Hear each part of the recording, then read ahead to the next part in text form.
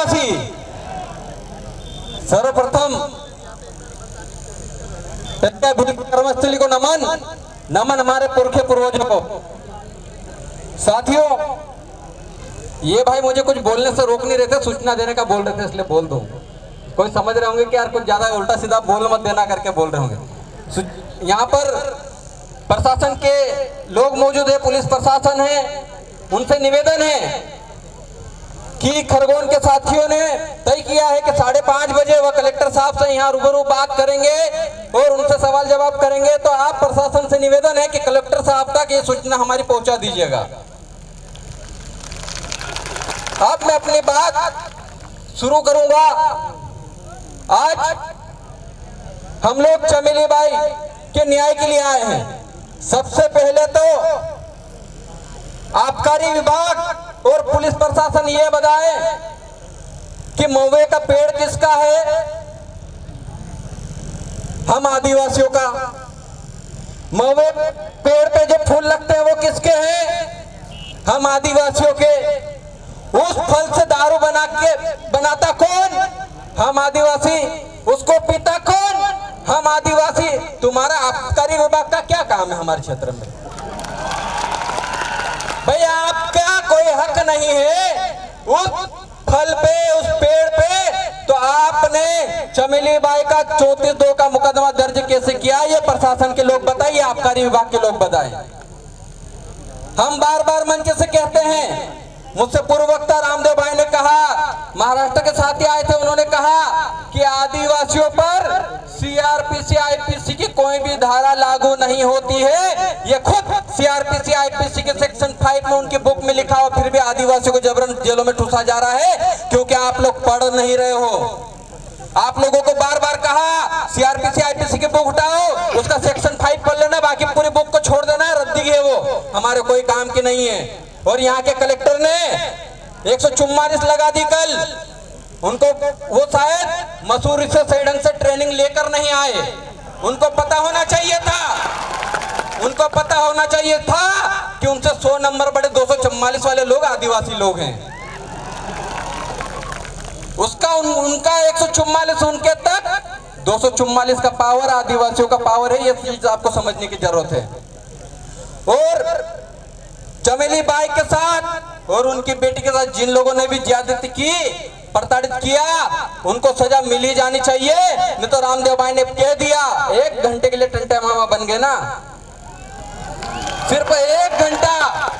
हम बनना नहीं चाहते, हम संवैधानिक बात करना चाहते, इसलिए आपको बार बार याद दिला रहे हैं। आप ट्रेन से करके नहीं आए तो मसूरी जाइए, 244 आदिवासियों का अधिकार पढ़ के आइए, फिर आदिवासी क्षेत्र में नौकरी करना।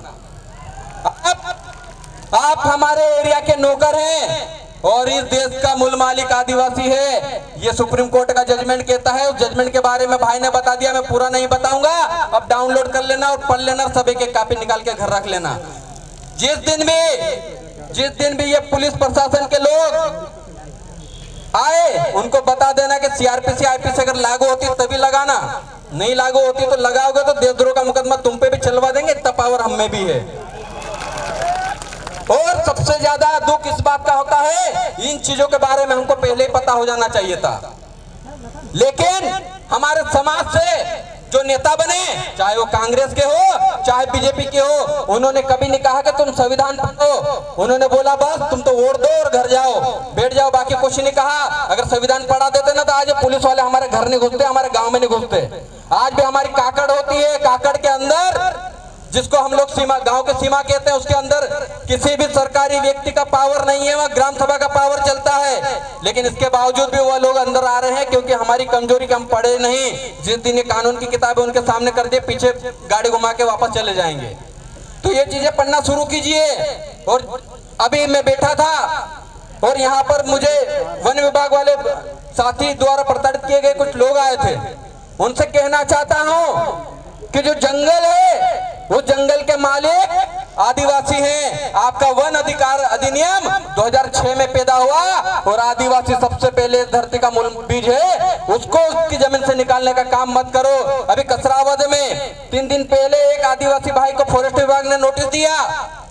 मैं वन विभाग से पूछना चाहता हूं कि उन्होंने नोटिस किस आधार पर दिया? आपको आदिवासी को संरक्षण और सुरक्षा की जिम्मेदारी दी गई है, ना कि उसको उसकी जमीन से बेदखल करने का कहा गया है। इसके बावजूद अगर बेदखली की जाती है, और आज देखो वो भाई अपनी जान गवा दिया, वो जान आत्मसम्मान में गवाया कि मेरी झोपड़ी को गिरा देंगे, उनकी झोपड़ी को खत्म कर देंगे। आप लोग जाग जाइए, वरना ये लोग अभी धीरे धीरे आदिवासियों को खत्म करने पर लगे हैं। आदिवासी खुद पता नहीं कहां कहां कौन से धर्म में जाने को घुसा हुआ है, और दूसरे लोग आदिवासी बनने पर तुले हुए हैं, क्योंकि उनको पता है कि आदिवासी देश का मालिक है। जिस दिन भी आदिवासी जाग गया, उस दिन 92% लोगों को उनके मादरे वतन वापस भिजवा देंगे। इन चीजों को समझिए।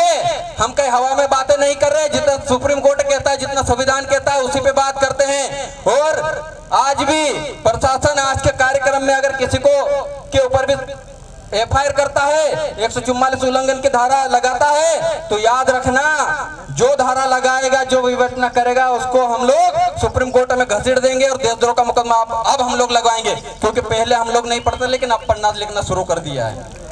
हम भी टंटे भील की औलाद हैं, उनके विचार दिमाग में भी है, दिल में भी है, बस हाथों से कलम को चला रहे हैं।